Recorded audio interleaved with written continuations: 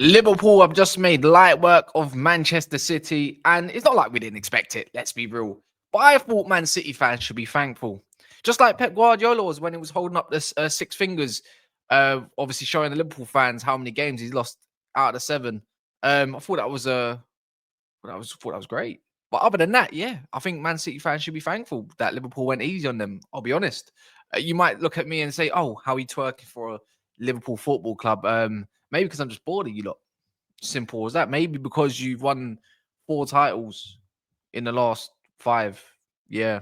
But anyways, regardless of that, could have been 5-0 in the first half, could have been 6-0 in the second. You can probably name all the sorts of easy chances that Gakpo, Diaz, Salah squandered. It's up to you. Take your pick.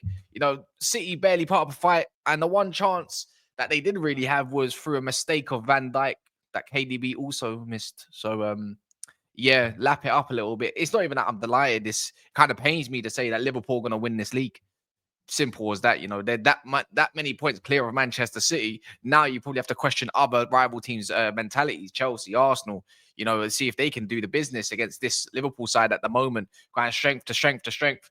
Great performance. Fans buzzing clearly. Didn't stop singing for the whole game. Went a little bit flat in some occasions, but you gotta get your breath back. You gotta sip that beer or whatever beverage you got in your hands and get going again. Let someone else have a turn. But other than that, let's break down the game a little bit. But before we do so, smash the likes, subscribe if you're new, and we'll get on with it. Right? So here we go. Standard. This is the first point. What we learned. Gakpo is cooking on gas. Yes, not no electric cooker. He's cooking on gas. This guy is going from strength to strength. And at this point, he's probably warranting a start. And I can see why he's being more utilized in the bigger games for the bigger occasions. Pressing, just the finishing alone. I know he could have got a hat trick. He could have scored 2, but he felt for, Manchester City. And you can't blame him for that. But he's gone from strength to strength. I was only explaining last video that maybe I went a bit too far, calling him Gakpo and the rest of it. He deserves his name back. He's whether he's a squad player looking into the first team, he's being utilized well. And if it is the Dutch connection with Slot and it was always a language barrier, whatever's happening, he's being used in the correct position. And obviously the instructions he's been given, he's thriving with. So Gakpo is just obviously that guy for them right now, including many others. And we can name you many others as well. I thought that he could have put the game better early. That's probably my only criticism. Maybe he's overthinking it a little bit. There was one instance where maybe in the second half he could have pushed Robbo to the left a little bit, gave him the ball and could have scored and ended the game there and then. But, that's at the end of the day, you didn't lose. I think Liverpool's frustrations were more, that you wasn't like 3-0 up in the first half. Like Van Dijk, Ortega made a great save. Gakpo, Diaz, just name your chance. Which chance was squandered? Have a name of it. Have a look at it. Go do a replay. It was a miracle for City to not be 3 goals down. And that's exactly what I was just talking about right now. It was an absolute miracle. Maybe Christmas has come early, and that was Manchester City's Christmas present. Liverpool's, it wasn't your present. You ain't got your present yet. But maybe your present's been 11 points clear of them already. I don't see how another team catches Liverpool at this moment of time. City, if there's going to be a team that's going to make Liverpool crumble in any shape, way, or capacity, it would have been Manchester City. To be fair, I thought Pep done some decent changes. Moving Bernardo Silva into the middle of the field helped them with possession. They got comfortable.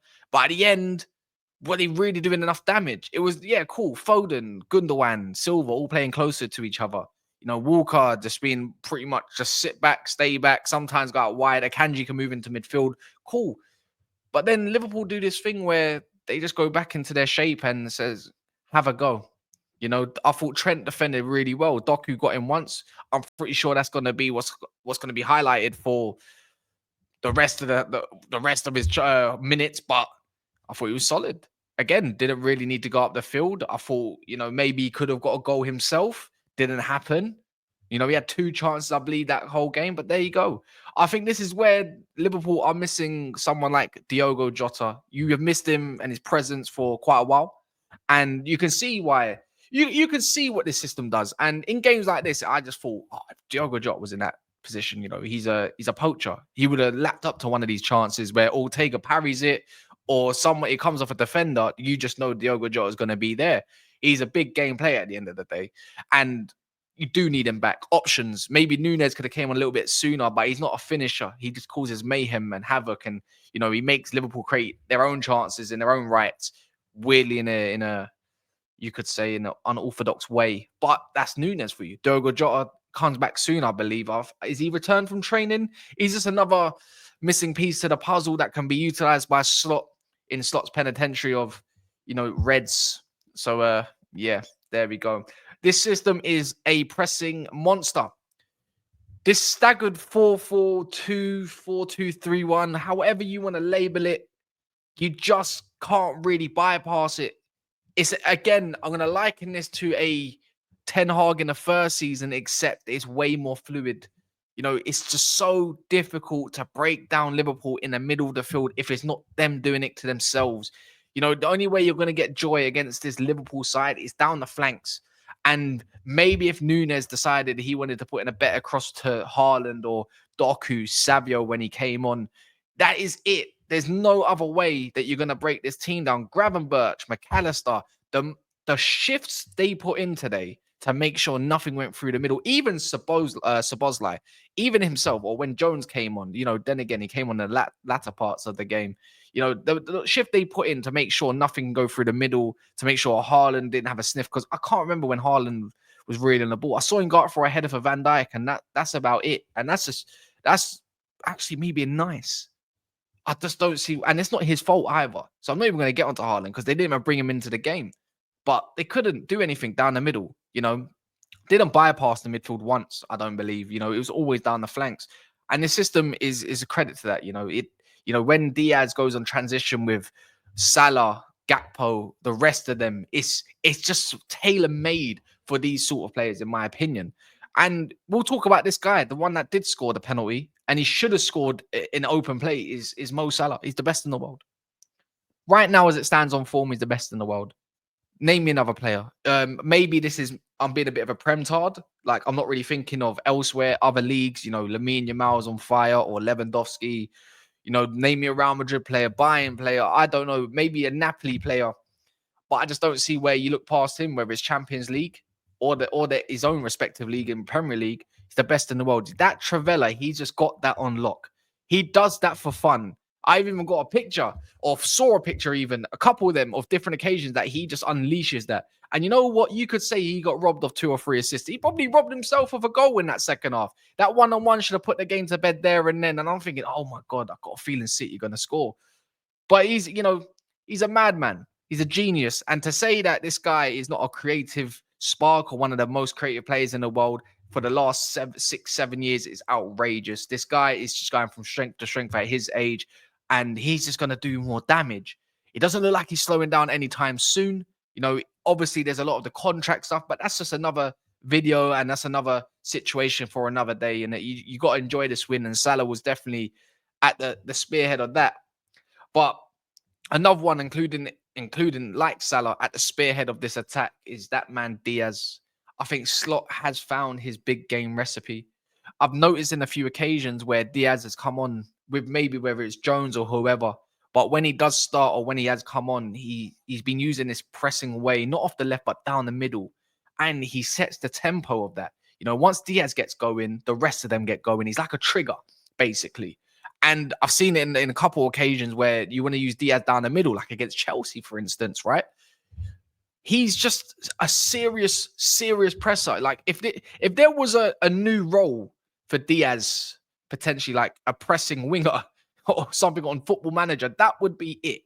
And when you got Diaz, Gakpo and Salah, you got a mix of different kind of players, and Gakpo's very good at pressing. Diaz is the best one at pressing. And you know what is weird? Salah doesn't get enough credit for the amount of interceptions he gets as well, because he makes situations too. And I think Slot's found the formula for when it does come to these big games, because in the smaller sided games, you can use whoever you need to, right? Salah, Diaz on the left. It might be Darwin Núñez up front. But the fact is, I felt like I was watching a Jurgen Klopp Liverpool against Manchester City today. And even when you add a what's his name, Darwin Nunes, or you want to add a Curtis Jones into that fold, right?